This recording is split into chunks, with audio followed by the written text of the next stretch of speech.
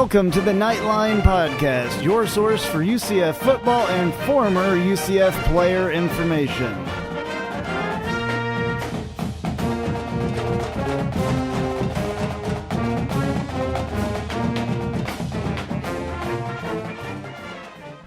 Hello, Knight fans. This is Andrew Fegley, and to my left at the 1148 studios, as always, is Troy Ondrzak. Thank you for listening in.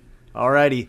So, this is episode number 3 for us of our podcast. We still need questions from people, of course. We've gotten a couple. We need more. You can give those to us at knightlinepodcast@cfl.rr.com. Alrighty. We're going to start off, actually, with a question, just like we did last week. This one is from Nathaniel Reyes. And his question is, after recent success on a national level, do you think that UCF can continue to thrive as an elite program? You know, we might not be getting a lot of questions, but that's a pretty solid question. As always, I'm always iffy, but the answer as of right now is no. I know we've been a sleeping giant for a long time. We're the second biggest undergraduate school in the nation. We are in a fertile recruiting ground in Florida. Our campus is beautiful. Stadium's on campus. So much going right for us. We've had, 3 conference championships in the past few years, back-to-back winning seasons. I believe we're 22-5 over the last 2 years. George O'Leary himself is a 4-time Coach of the Year in the conference.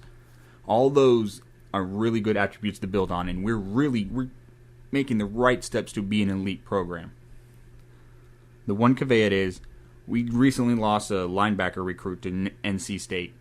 We lost him because he didn't feel at home, even though UCF was literally his backyard, and because he wanted to play against ACC competition. NC State's not near the program UCF is. We have so much more to depth, not just starting depth. There's a lot more that we bring to the table. We're the best team in our conference, but yet we still lose solid recruits based on our conference.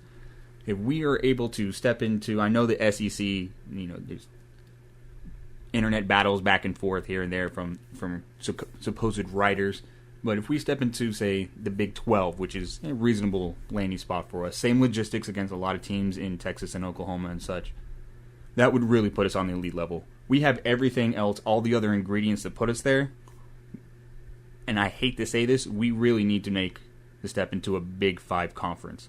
We're going to win conference championships here, maybe not this year, but maybe next year and beyond. But we need to be in a big conference, a top 5 conference, for us to be an elite program. We're there. We're close. We're like Miami back in the early 80s. George O'Leary's our Howard Schellenberger. We're right on the doorstep. I would love for us to just cross that threshold. I think you're right. We do need to go to a bigger conference. The AAC is not what it was meant to be when we were joining it in the first place. There were more top teams in it. Louisville is a huge loss, I believe, out of the league. I think that we need to go someplace like the Big 12 and play the Oklahomas, the Oklahoma States, the Baylors, teams like that. We have a good track record against Baylor. And we do. That's good. I'm not sure what our track record is against other Big 12 teams. I know that we lost to Texas in that heartbreaker of the first game at the stadium, and I think that we were in that game. I think that was a possibility to win that game. If we would have done that in the couple, years past, we probably could have won that game. So, we're a better program than we were then, and we're continuing to grow. It's not what we could have, should have, would have. We needed to go to a top 5 conference. We went to the Big East. People defected. We're at where we are now. I'm not saying the AAC is not a quality conference, and several of our teams are going to grab wins against guys in the Big 5 conferences. It's just we need to be in one for us to sustain success on the elite level. All right, so thank you, Nathaniel, for your question. We appreciate that. Please send us more questions. I think we're going to move on to some recruiting news. This last week, we had commits from a couple of players that I've watched their tape. Both of them are absolute monsters and like to go for the quarterback, and in their high schools and their junior years, which I've seen the tape from, did a very, very good job at that. First is Colquitt County linebacker Quentin Hampton. He actually joined UCF after decommitting from Cincinnati. Oh, that's a win. That's a big win on the recruiting trail. That is good for us. Have you seen their facilities at Cincinnati? I have not. Absolutely beautiful. They have a multi-story trophy case, great workout room, everything. It's really nice. So they get some solid recruits in there. Cincinnati, I don't think is what they have been a couple of years ago. We don't get to play them this year. I wish we did, to be honest. Well, they lost their coach in Notre Dame and moving on. I also wouldn't want to live in the state of Ohio. Is that Tommy Tuberville that's there now? Is that correct? I believe you are. Forgive my ignorance on that. Yeah. Okay, well, anyway, this Quentin Hampton guy, he's a big guy, 5'11", 225 pounds. You and the size. Yeah, well, size matters. More people than me will tell you that. Anyway, he had 132 tackles last year. In his junior season, he had 19.5 sacks and had 32 tackles for a loss. Was there an offensive line he was going against at all? There was some good guys. I mean, the video, you can Google his name. You can see the video. I cannot remember the website right now that has all the really good video. It's something similar to Rivals, but it's not. Also, we got a defensive end, Titus Davis, from Georgia as well. I think we're doing really well recruiting up in Georgia. We are. We really are. His size and weight is also impressive. Even more impressive personally. He's 6'2", 228 pounds. His offers included Charlotte, Georgia Tech, Indiana, Iowa, Iowa State, Ole Miss, Missouri, Old Dominion, Purdue, Virginia Tech, and West Virginia. So you tell me 9 programs from Big 5 conferences offered this kid and he came to us? Absolutely. And I think that he came to us because he wanted to be part of a program that will play one day with those in his 4 years, I believe. Hopefully he'll stay for 4 years. Well, I think that those we will be playing teams like that hopefully a lot more. Yeah, the Big 3 from Florida really want to play us. Right. That's another thing that we can hit on here as well. We would love to see some games scheduled against what they call the Big 3. I believe in a recent ESPN thing that they said that we are part of the Big 3 now. I believe they kept Miami out of that in the last one. And they said UCF, Florida State, and Florida were the Big 3 of Florida, which that's awesome. This is good timing for us because Florida has, all the tradition, national titles. I don't think Will Muschamp's doing a good job there. They've had great recruiting through the years. I saw somewhere this year, if he doesn't win 8 games, I think that was the mark that was, and that's not an official mark set by anybody. And that's a low mark for Florida, is 8 games. That was I believe they changed their names to the 4-and-8ers, right after last year's 4-and-8 season. Anyway, not the Gators anymore, the 4-and-8ers. Anyway, we would love to play the rest of the Florida Big 3. We've had some run-ins with them before, and personally, I think they're scared. I think they're scared to come to the dungeon and play against the UCF teams of the last couple of years. I don't think Florida State's scared. They don't want to look bad. Florida State has been made look bad by USF on at least one occasion. That's not saying much, to be honest with you. They're the defending national champions? They are. So you can't really knock the defending national champions that much. I don't believe they're afraid to play us. I just don't think they want to be made look bad. Well, now that we finished the season ranked in the top 10, then I think the risk to benefit ratio was lower in the past years. We can lose to them and then drop significantly in the rankings. Now, if we get a win over UCF, that's very good for our rankings. They're now a name opponent. Or if there is a chance that they do lose, which there is a chance, then they won't drop as far. It won't be as detrimental to their season. It won't be detrimental to recruiting, and it won't be detrimental to the rankings.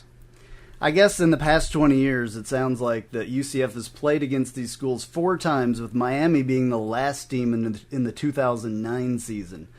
The Knights lost to the Hurricanes at Bright House Network Stadium, and then that was it. They haven't given us anything more. UCF also lost to the Gators twice in 2006 and 99. We beat them in basketball. Both in Gainesville.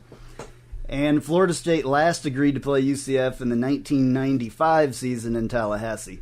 Were we Division I then? I'm not sure, to be honest with you. We could have been something much lower than that. But we are now, and I say bring it on. We could, it would be good for both sides.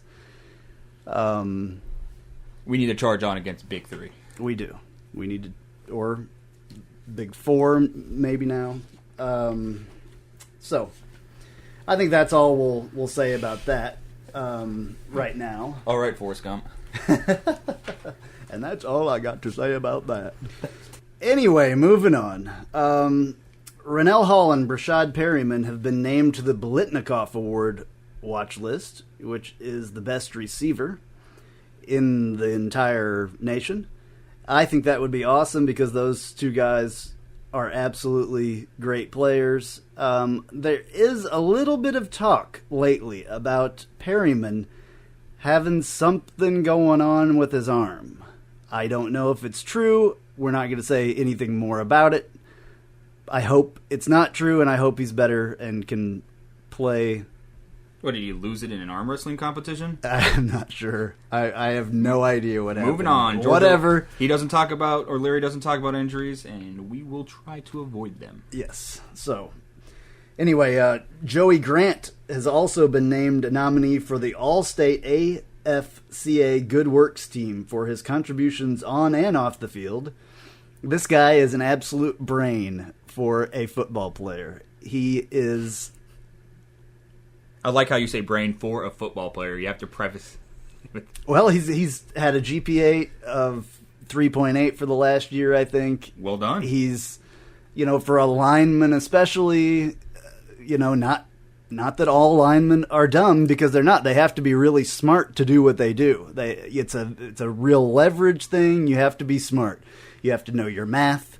You have to know your alphabet. You have to know a lot of things there for that. I'm glad you know your alphabet, and especially for a center. Well, the A gap, the B gap, the C gap. That's true. Right? For a center, you have to be a little more cerebral because you're the vocal leader of the line. You got to call out the blitzes. There's lots of things that centers especially have to do. You are correct. Moving on. Clayton Geathers and Jacoby Glenn both have been named to the Jim Thorpe Award watch list. That is the best defensive back in the nation. We have quite the defensive backfield. All the starters are returning. They're talented. We're also bringing in Kyle Gibson. If we're giving ourselves the opportunity to lead early on in games, these guys are really going to shine if teams are going to have to play catch up, because the best part of our defense is, other than stopping the running backs, behind the line of scrimmage, is being able to hold the passing game in check. Absolutely, and I think that we have a great chance to do that. I was super impressed last year with Jacoby Glenn. I think he's awesome. Terrence Plummer was also named to the Butkus Best Linebacker and Rotary Lombardi and Bednarik Award list.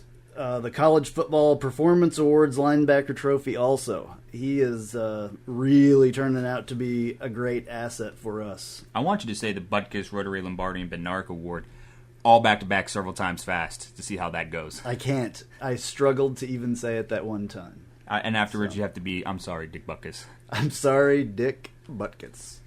No, Terrence is a hell of a linebacker. We are bringing back a lot of experience on our defensive front, and we've always had a good defensive team. That's been the foundation of Georgia Leary football. And Terrence Plummer, it's nice that all of these young men are getting recognition for what they've done on the field. Some of them, I do believe, will grab a couple of awards at the end of this. Yeah, I can't wait to see what Terrence does this year. He's going to tackle. I have everything.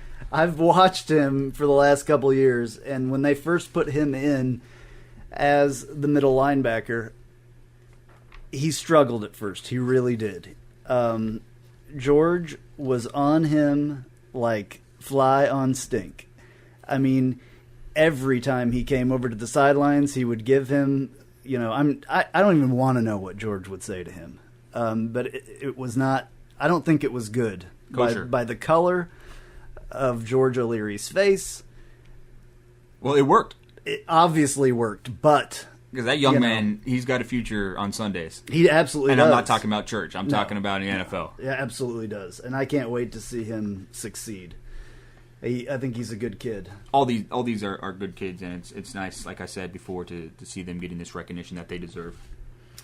I believe it was NFL.com this week picked Latavius Murray most likely to have a breakout season for the Raiders. It was a thing for all the teams in the AFC West. It actually, believe it or not, it said NFC West, but it was obviously a typo because they play in the AFC West. But they're saying that, a lot of players have the chance to have breakout seasons. The running back position there in Oakland is kind of interesting with Derek McFadden. He gets hurt quite a bit.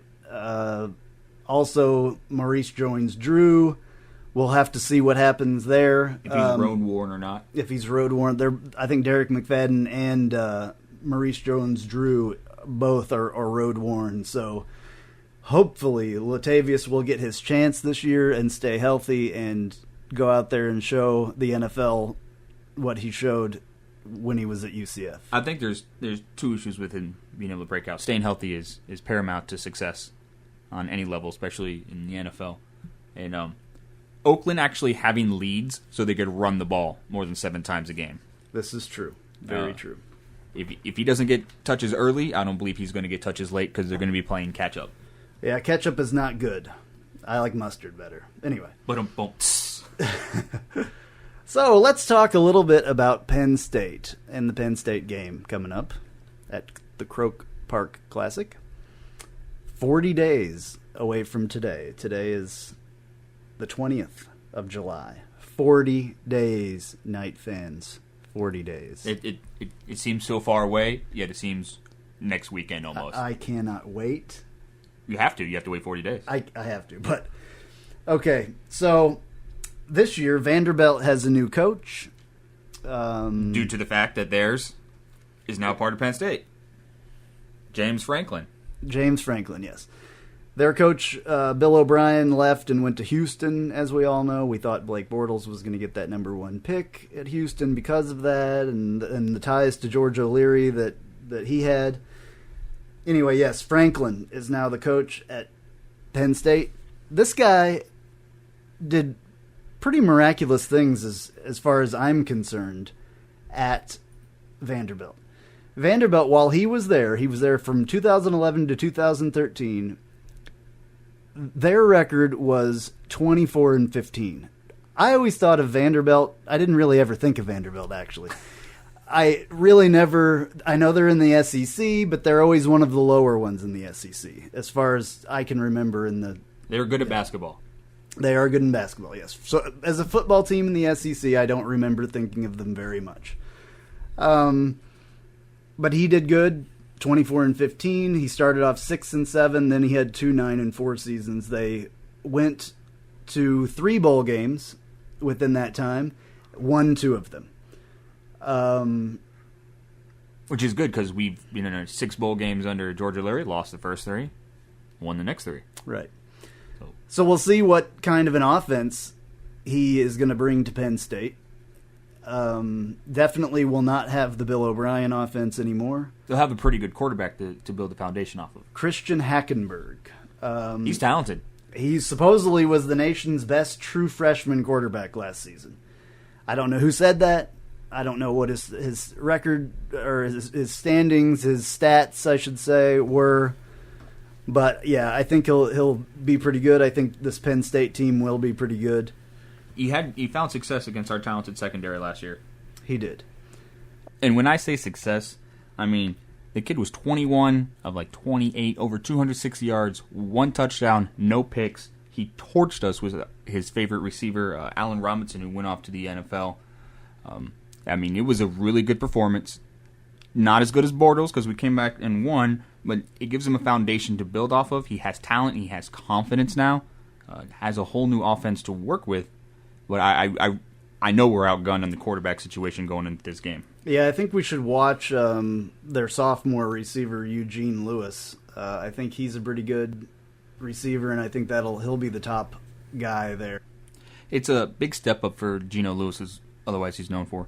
Last season, in the game against UCF, we held him without a catch. He had very modest numbers, about 20 receptions, 200-plus yards, a couple touchdowns. Though he has been working with Hackenberg, they both came in under the same recruiting class, and he has familiarity with him. Just can he step up from being the number 3-4 option to being the number 1 option? So that could be a big step for him especially against our secondary. But the problem that really lies for Penn State is we're returning almost our entire defense. They're returning 1 starter on the offensive line. That could be really good. It could be really good for us. This isn't the red light district. Hackenberg can't do his best work on his back. The kid has to be upright. They got to get Swinnick going. If not, UCF's going to rule the day. We're going to build this season, especially the beginning of it, off of our defense. Penn State gives us that opportunity. And speaking of defense, let's touch on Penn State's defense a bit. Most talented linebacker, Mike Hull, I believe, he's coming back, has some knee injuries. He's moving from outside linebacker to middle linebacker. There's so much more for him to cover, so much more lateral movement for him. Not always the best coming back from a knee. Now, this is linebacker U. They have a significant history of guys who are almost Terrence Plummer quality, if not higher. But there's him, and there's a couple bodies coming in, some young guys. They, too, have a talented secondary, experienced secondary. Guys like Jordan Lucas, Adrian Amos. With our quarterback situation, if they're going to find success, this is where they need to do it. They need to get some pressure up. They didn't get a ton of pressure last year. They have Deion Barnes. He could have had an offseason. But I don't see a lot of it coming from the linebacker. It's going to have to be Barnes and company to set up success for their secondary to be able to really put pressure, get our quarterback uncomfortable, and for Lucas and Amos to be able to take advantage of poor throws or just sloppy plays. It could come down to one key position for UCF. And what is that? Kicker. Our kicker is going to have the best game of his life in this game because it is in front of his hometown crowd. He dreamed of playing at that place as a kid. He's going to have all the butterflies, but as well he's going to have all of that behind him. It's a dream come true. I can't even... It's a dream come true for Sean Galvin. I cannot imagine. But he is not the guy who I'm counting on. I'm counting on him to put us in advantageous position on kickoffs because we were, believe it or not, the second best team in kickoff coverage last year. Galvin only had about a third of his kicks touched back, but he seemed to just have that knack for getting a nice high kickoff for his coverage to come down, lands a little bit in front of the goal line. One time he's going to fall down too. I'm just saying. But who I'm touching on, Sean Moffitt. Yes, absolutely. Sean Moffitt is automatic within 40 yards. He's a little sketchy past 40 yards, and I hope he picks up that leg strength because I want to see him on Sundays. He's had a couple good ones, a couple long ones in the last year. I just want to see him more consistent because you're going to need that. Matt Prater had a cannon of a leg. The kid killed us against Nevada, but it's nice to see that he's been a Pro Bowler. I'm hoping Sean Moffitt can do the same thing. He's accurate as can be. Transversely, on Penn State, they have Sam Ficken. Ficken, forgive me, Sam, for messing up your name. He hit the last 15 field goals of the season, but he started off incredibly inconsistent. Ireland? I think he missed one against UCF as well. And that was, rough weather. Yeah. A lot of times in Ireland. Could be windy. Mess with his confidence a bit.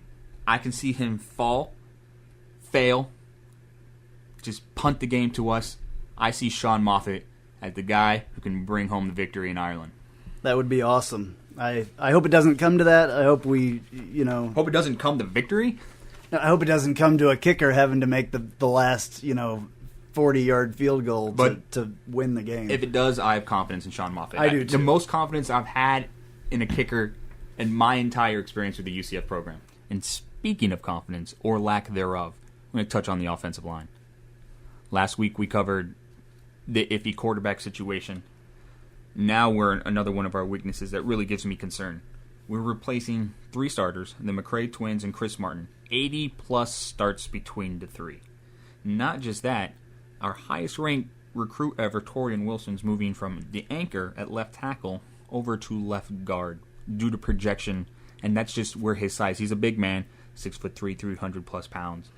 But we're moving him inside to guard to give us, who is it? Wilson, your boy, Joey Grant, the brain, like Pinky and the brain, who's going to control the line. And who's over to right guard? I forget. You're going to have to... Tariq Cook. Yeah, so that leaves us the 2 tackle positions, including our important one, left tackle, to a young guy, Michael Campbell, who's a redshirt sophomore. I mean, he's huge, 6'6", 280, and you want that on your left tackle. You want the guys with the long arms to be able to keep the defensive ends at bay.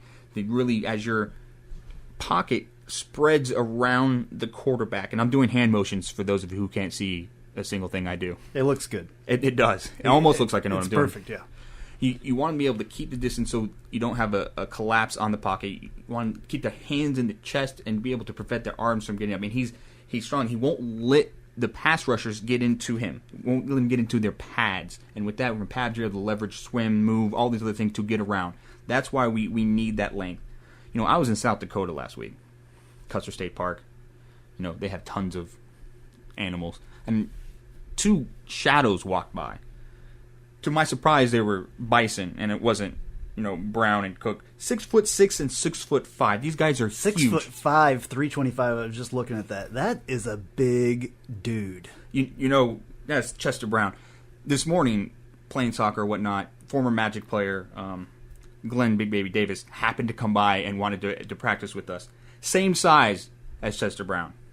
I couldn't dribble around him, though he has no soccer skills. How are guys going to get around him? Footwork. If we're able to utilize their size to their advantage, like I said last season, we replaced 3 starters. And look at what we had. Our offensive line was everything. We were one of the best in the nation. Short yard. And Blake Bortles was able to run with the ball quite a bit and do some amazing things behind that line. Which is a strength of who? The line. Well, Justin Holman as well. Right. His athleticism. So if we're able to keep Holman upright, Hackenberg horizontal, great success. A lot of this offensive line, I like what we have in the middle. I've always liked Torian Wilson. Joey Grant and his ability to really step into this role, to take a leadership position, his cerebral ability, everything to hopefully get this line to gel. You need cohesiveness. And these 2 young guys, your right tackle, one of your big anchors for your run game, left tackle for your passing game. I mean, I don't want to be pessimistic, but if Campbell doesn't get solidified early, we're going to have a lot of problems. He has the prototypical size, the frame, everything he needs to succeed from a recruiting, pro, whatever standpoint that George O'Leary likes, speed and size. As long as he can listen to Joey Grant, and who's a Chester Brown who's been playing behind Torian Wilson. So I have a lot of faith in Brown to be able to step in and be a quality starter and really help that line. So that's 4 out of 5 positions. But the one problem is for quarterback, we need a good left tackle, and that's the one position we have the greatest questions at. That is definitely a thing that we're going to have to watch. Hopefully we'll be able to see some improvement there in the training camp leading up to the season. They need reps. That's what they need. They need reps. They need to gel and be able to come one unit. And hopefully, we'll be able to get that together. I think they have a great coach with Coach Key up there, and we're going to be look at what we've done for guys who are 2-star, 3-star, not rated recruits, and look at the product we've been able to put on the field for UCF. Absolutely. That's coaching. Period. Great period. Coaching by UCF. And like we've touched on, I believe was the first podcast, not always a big fan of Coach O'Leary. I'm moving into that way. We've heard arguments now about a statue for Coach O'Leary. Should there be one? I think so.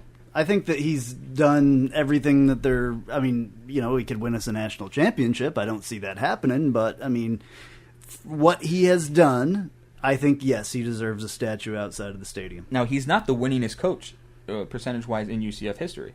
I don't think most people know that. But he's the winningest coach on the Division I level. Like I said, 3 conference championships, 4 Coach of the Year awards, a BCS, the last BCS bowl game, outside of the national title game. He's done a lot for the program. The OFER first season, that sticks to me. However, we were a slow, solid build. We are no longer just a program on the rise. We're established. We've done it the right way. We've had a few violations here and there, but that's called college football. And bad choices. Our kids graduate, high academic honors. They do a lot in the community. They stick around. Great pros, a lot of Pro Bowls for us, from everywhere from Matt Prater to Dante Culpepper, Brandon Marshall. All these guys are household names, and we knew them first at UCF, and it's all because they got coached up by O'Leary and company. Yeah. So, yeah, I'm for having a statue of O'Leary. I think, it needs to be out front someplace of the stadium. They just need to do it tastefully. It needs to be in a hawk's nest, how he watches practice. There you go, yeah. From up there. O'Leary could be watching down on the program. It could be in the stadium on top, on top of the scoreboard or something, maybe. I don't know. In all seriousness, though, yes, I believe that he deserves a statue. And I will begrudgingly admit, you know what? Let's give George O'Leary a statue. I like that idea. Yeah. All right, so a couple of things left here, and we're almost done. Tickets are still available for the Croke Park Classic on Saturday, August 30th. 40 days away. 40 days away. I think I may have said that before. May have. There is a special code for UCF season ticket holders. It's UCF Dublin 14, and it opens up some tickets near the 40-yard line on the UCF side. They call it the Hogan Stands, for a face value of €80, and I think that's about 120 US dollars US around dollars. there. But still, there's some more tickets there, I guess. Also, FanFest, UCF FanFest returns to campus on Friday, August 15th. Yes, they moved it to Friday, which is kind of a bummer. It does start at 6 p.m. It's at the stadium and the practice fields on the campus. It's a good way to start your weekend. FanFest is a blast. It is. It's free for everybody. It also follows the countdown to kickoff luncheon that's at the CFE Arena from 11 a.m. to 1:30 p.m. FanFest, though, runs from 6 to 9 p.m. I think I said that.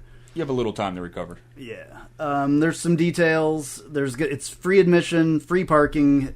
You can park in lots E6 and E7.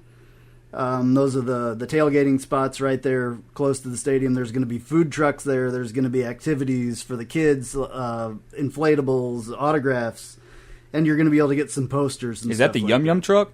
That is the Yum Yum truck. I'm not a big fan of them, forgive me, Yum Yum truck, but my girlfriend and all of her friends love that truck. So I might be able to drag her out just based on that. Also, Sweet City Gelato, Streets 407, Melissa's Chicken and Waffles, Kona Ice. It's all Greek to me. Hey, Barnwood. Chai Pie. Barbecue, all right. Chicago Phillies cheesesteak and Barnwood barbecue. All those food trucks are going to be there. So you don't even have to cook dinner that night. You can come out and enjoy the time with the family and feed them. Time.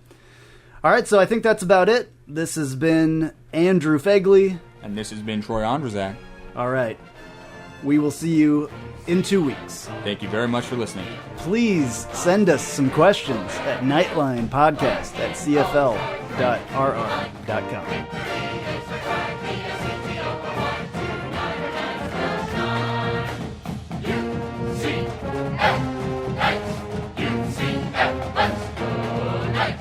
UCF charge onto the field. With our spirits we'll never yield. Black and gold charge right through the line. Victory is our cry. BSCTO or mine. Tonight our nights will shine.